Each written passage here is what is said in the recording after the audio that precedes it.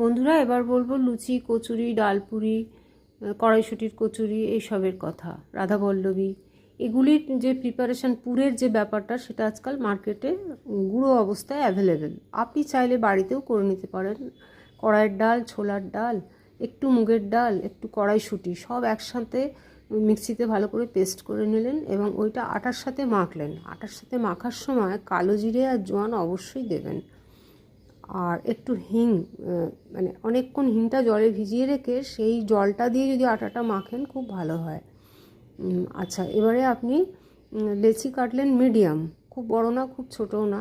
ঠিক ওইভাবে কড়াই বা ফ্রাইং প্যানে তেল আর নুন একসঙ্গে মিক্সড করে সমস্ত প্যানটা ভালো করে মাখিয়ে এপিট ওপিট করে ভাজতে থাকুন। পরোটা টাইপ আর কি। ডুবো তেল বা বারবার ইউজ করা তেলের বাড়িতে তো প্রশ্নই নেই। ডুবো তেলে ভাজাটা খাওয়াটা খুব অস্বাস্থ্যকর। এইভাবে খেতে পারেন।